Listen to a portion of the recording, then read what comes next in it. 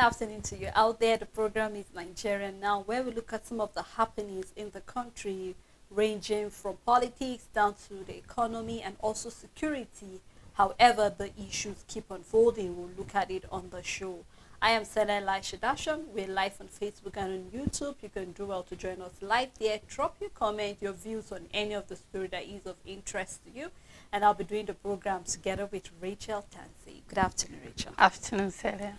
All right, quite a number of issues that we'll love to tackle on the show today. So please do remember that you can follow us live also by dropping your comment on it, because quite interesting. We have a lot of stories. With less than 48 hours to the off-cycle election, we are having quite a number of tension, and also, candidates and also, governors, being absent at the signing of the peace accord, which we know has become the order ever since 2015 election. There was a ritual talking about the issue of signing the peace accord that is mandatory for candidates to sign before the election. So we'll look at that as well, and also look at the issue of the Naira note, where we are saying that there seems to be scarcity of cash in town, but CBN have come out to tell us what to do. So you sit tight as we take you down through some of the stories that we will be looking at. And Rachel, I would like us to start with the issue of the Naira note, because I think this is more closer to us, and I think if you've not experienced it, actually experienced it. I think starting from last week or so, number of banks have been going through what we call scarcity of cash, and we know that yes, there was a time, I think beginning of the year or so, where we had the former CBN governor, where there was a timeline where the old Naira note will fade or will cease to be legal tender. But we're saying that the CBN have come out categorically yesterday to state the fact that the old and the new Naira note is still legal tender. So for those who are refusing to collect the old notes, they are sending a circular around that people should collect it, because there is enough cash that should go around for some economic activities. But it's shocking to see that certain people have either choose to hold down the money, and money is no longer in circulation as it should be. You go to, for example, to banks asking for maybe to withdraw 10,000 naira, and you'll be told that you can only have access to 5,000 naira. So with the way things are moving, if the CBN had not swift into action, believe you me, Rachel, before the middle of November, we'll be seeing where there will be no cash in circulation. Yes. I'm happy that this notice is coming timely, so that people who have decided to hold back the notes, or people who have decided not to be collecting the old Naira note, should collect it, because it is still a legal tender, and then everybody is mandatory to actually use the money. Stella, that's the reason why we are even discussing this in the first place, is just to add more emphasis to what CBN has brought out, because it is very important for them to put it on the paper, telling Nigerians that both the new Naira and the old Naira will coexist. And then it's important because there's a lot of speculation around this whole new Naira thing and then the old Naira, knowing fully well that the aim for the new Naira redesign to a large extent have been defeated, because weeks back we saw where the CBN is saying that they are still having less Naira circulating within the banks and in their own coffers, and then they need more of these notes back into the bank, and so that there will be less notes outside there.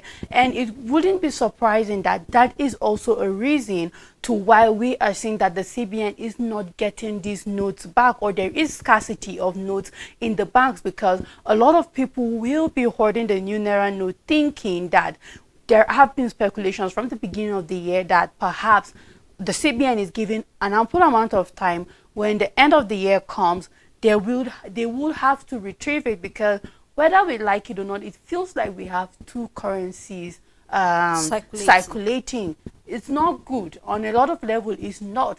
But definitely, the CBN, I think the new governor is saying that there's still need for more time. But I believe with time, we will definitely have just one Naira circulating. But for now, we are still going to have the two, because we've seen live instances where people fight. When the new Naira note came out, someone went to eat somewhere, he gave the new Naira note, his clothes would really end up being torn, because the woman hijacked him and like, you must pay, and he's telling her this is new note.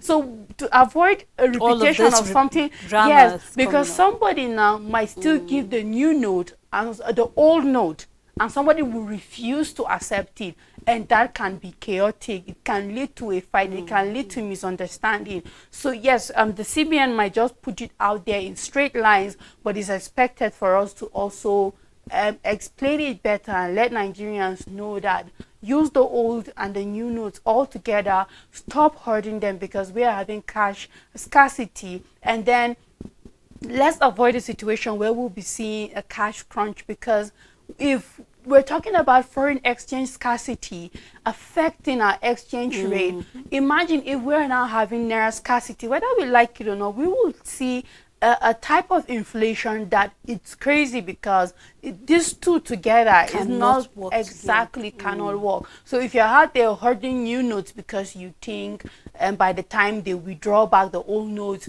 there's going to be some scarcity, you don't have to anymore. As for the time being, for now, until whenever the CBN decides to say we are taking back the old notes, these two notes can coexist together. Well, I just hope that this will get down to the rural areas. It should actually know that this is what is happening, because we've seen situations whereby things like this just circulate within the urban areas, and then people down in the rural areas do not have an information about this. And I mean, I don't blame people for holding it, even though it's not a reason, because we know what people went through during the cash scarcity. So we hope that this will get down to everybody to know that you can still use the both currency, both the new and the old currency together. They coexist.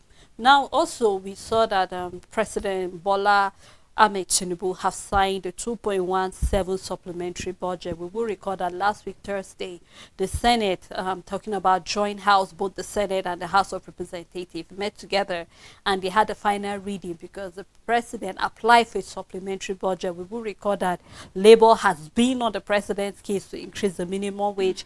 There have been an issue for quite a number of things. Insecurity is becoming the order of the day, and so there is a need for a supplementary budget to be able to meet up some of this thing. We will record that, I mean, NLC is giving the federal government till Tuesday to be able to come up with something tangible, or else they will be shutting down the economy, going on a nationwide strike.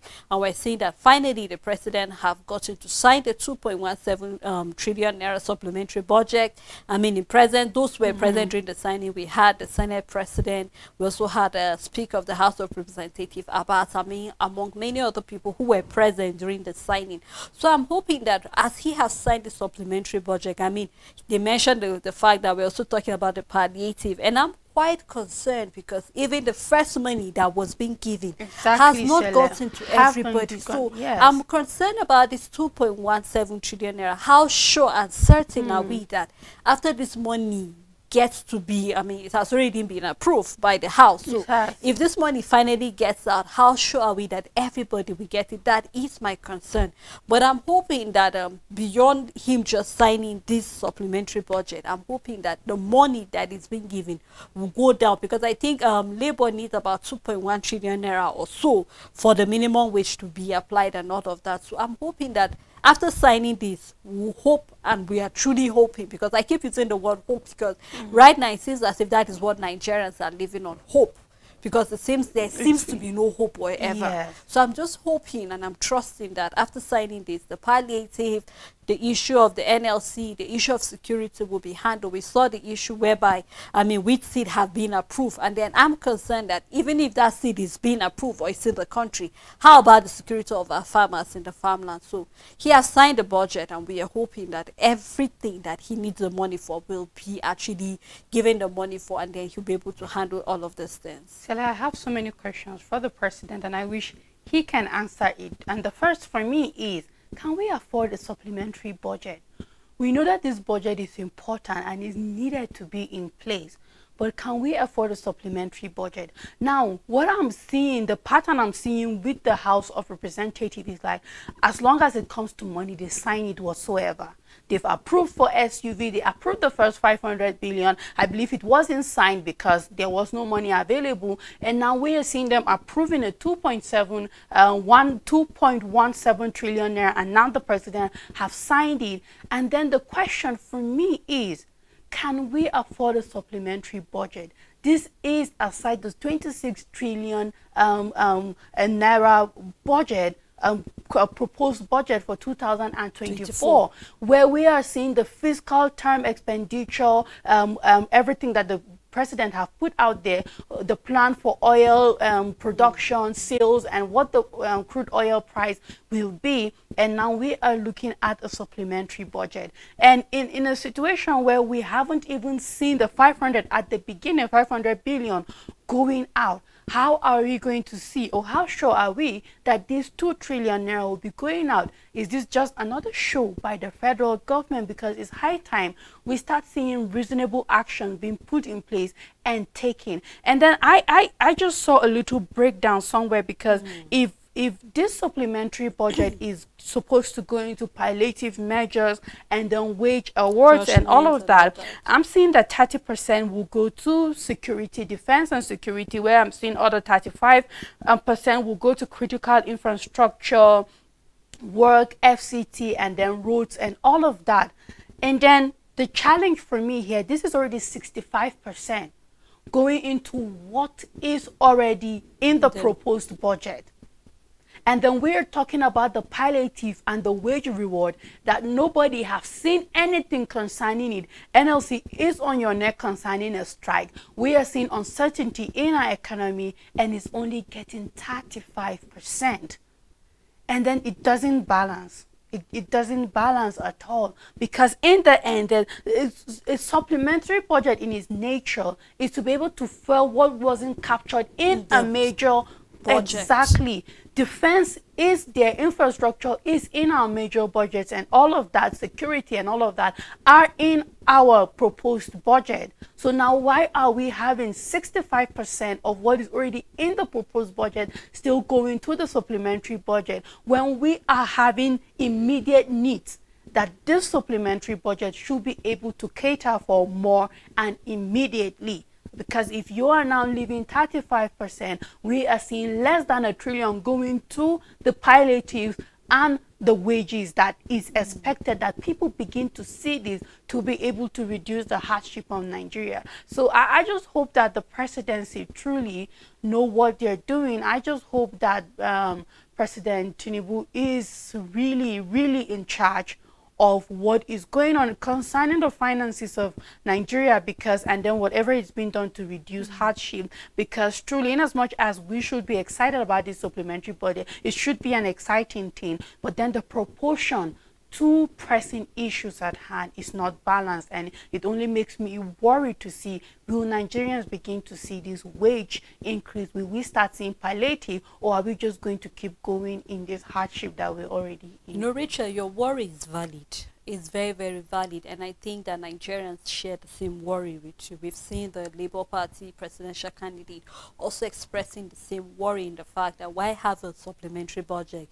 We're yet to have the House even approving the present 2024 budget, which they promised us they are supposed to approve it in November. We're still waiting. Today is Thursday. So you begin to wonder if truly this government is planning, because looking at what we generate as revenue and the way we spend, it makes you wonder if truly we have our priorities right as a country and as a nation. Because with all that is happening, I mean, I believe that, yes, of course, NLC is on your case, and then you have security, you have the road. I mean, we remember where the Minister of Works was being asked to hold on with the contract of the concrete road. He said he's going to start by the House. They told him to put it on hold. So quite a number of things to look into it. And, you know, Nigerians will be expecting that. Why not? Let's look at what the budget looks like, because we do not know how many percentage has been given to all of this. If only we have a breakdown of what the money will be look like, then you begin to wonder if actually security is getting enough, if education is getting enough, is the road and all of this other infrastructure, if they are getting enough. So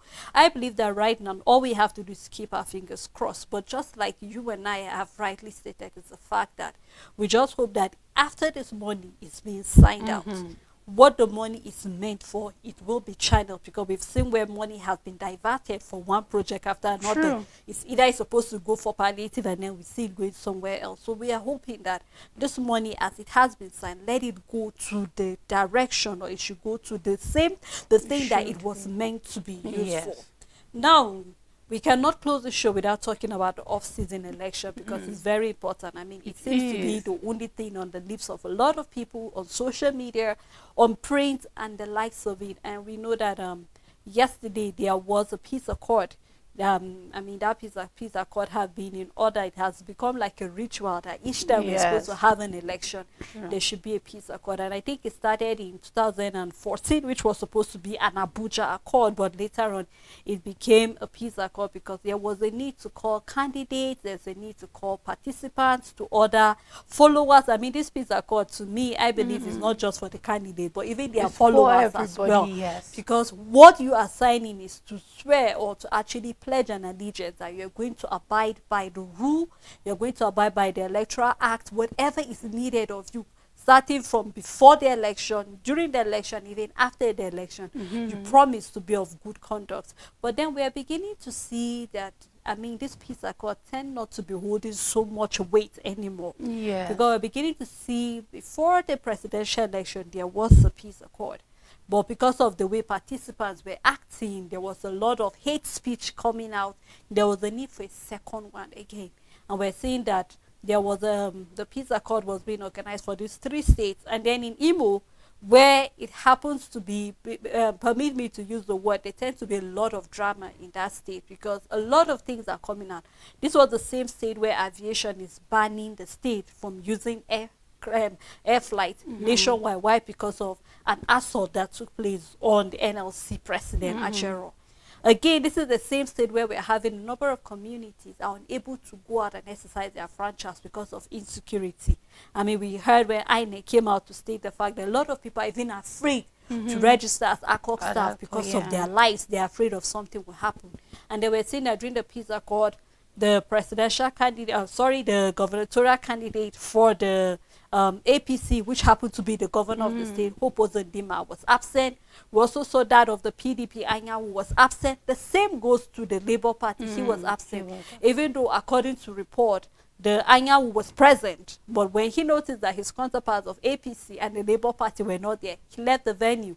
And they sent their vice, their running mates, to actually represent them eventually. We saw what happened where even though Abdul Salami wasn't present, he was represented by General Akwe, where he said that he wasn't going to allow the party chairman or the running mate deputy to actually represent them. That whoever is willing and still want to participate in the election, they have been given the deadline till tomorrow, Friday, to come over to the office to sign.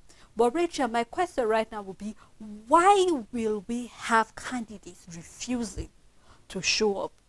Because to me, it sends a lot of signals. And this just tells you how much these candidates actually, whether they value or they do not value the people there. Because this will show you that you respect your followers, you respect the people, and you are ready to abide by the rules. Because believe you me right now, if they refuse to sign and then the election go on, whatever they do, they'll be permitted. Why? Because they never signed to be of good conduct. So anything can go by. So right now, quite a number of questions. What should we do henceforth? You know, Stella, they won't come out because it's not mandatory. Just as we clearly said it, it's a ritual. So it's at the disposal of who wants to be there and who doesn't want to be there. But for me is that when you want something to work in a way that will be of advantage to your system, to governance, to politics, there's a way you go about it that it doesn't become an optional thing. And the reason why I keep making emphasis on it is because it always looks like democracy is not working well for us in Nigeria or in Africa, or is politics is not done rightly or no. It's because we have refused to use it or practice it in the right way, because there are other political powers in the world that are using the same thing called democracy like us, and they are running governance and it's going on well. Because one thing I know for sure is that if you want to have a system that works and you have these different tiers of government and arms of government, we're looking at the federal government, the state government, and the local government councils. There are laws at the federal government level, there are laws at the state government level, and then there are laws at the local government level. Now, regardless of how little a thing is, if it is beneficial and advantageous, even if it is just to 1% of the population of a country or a state or a local government, even if it is something that only takes place after 10 years, these things are usually put as policies binding by law or are being passed as laws binding by law. That is the judiciary and every other law enforcement agencies and all of that put in place will be able to make sure that this is being obeyed, regardless by how many people will benefit from it. Now, this is the same way I see when it comes to peace accord. Don't just leave it there because it's important. Let these politicians know you can't have hoodlums. You can't make hate speech. You can't say certain things. Bind them by law concerning certain things. If you do this, if you say this, there should be a penalty. There should be a penalty, a death penalty that nobody will try it. Because imagine, after signing the peace accord, we are still having Diri and Silva exchanging words. And because they know very well nothing will be done about it, how will I finish signing peace accord with you, Sele? And immediately we finish signing it, we start exchanging words. That is just to show that we don't even regard the paper in the first place. Exactly. But imagine if there was more binding to this, a law and all of that. They dare not. They'll become politically matured. And they will do the right thing regarding peace, because this fight now will not stop there. You keep emphasizing how it's spreads to social media and fans keep insulting each other, political party members keep saying one or two things and all of that, and before we know it, some problems become bigger than just words. So I just hope that we have a system that will create a system that will work regardless of how many people get to benefit from it. But if it is important, then let us put it in a way that it abides, that people have to abide by it, whether they like it or not. So that means it has to go beyond just being a ritual. Maybe if there's a way INEC can actually make it mandatory, that it should be in the law, that you have to sign this and you have to abide by this, and then anybody who fails to abide by certain rule, there should be a penalty, because we are tired of having talks. We're tired of having people who do not even, because to me, Rachel, I see this president as a disrespect to the population. I see this as a disrespect to the people of either Imo State, Kogi State, or Bayelsa State, because if you respect the people, if you respect their mandate, then you should be willing and ready to abide by every law. Of course. But I mean, we have seen times whereby leaders or politicians feel that they can get away with anything, because and then the laws are just meant for the people and not for them. We keep making emphasis on the fact that let us have rule of law, not rule of man. Because this is what it looks like. The man make it, and so he can make and break it anytime he feels like doing it. So we are hoping, just like you make mention the fact that beyond this peace accord, we know that it's not just for the candidates, but also for the followers. Try your best to stay out of trouble. Because believe me, when you lose your life along the line, nobody is going to care. Nobody. Your loved ones are the ones that are left with either to cater for you if you are injured or to bury you if you're dead. And that is if you actually live to testify to it eventually. But most time we see them either they are being wasted and then things go wayward, and or in a way that we do not plan for it. So we are hoping that we begin to have leaders that respect rules. We are hoping that we have leaders that respect the people's wish, and we are hoping that we have leaders that beyond their own selfish interests, they are interested in what will benefit their people and what will benefit Nigeria eventually. Yes. Well, Rachel, thank you so much for doing this program with me. And thank you also to our viewers for keeping a date with us on Nigeria Now. Thank you for your comment. We really appreciate them, and we've been reading them. I mean, yesterday we saw a comment talking about how can you vote when you're hungry. Well, beyond that, let's just play our part as citizens of Nigeria and hope that everything will work out well. Until we come again tomorrow, do have a blessed day ahead.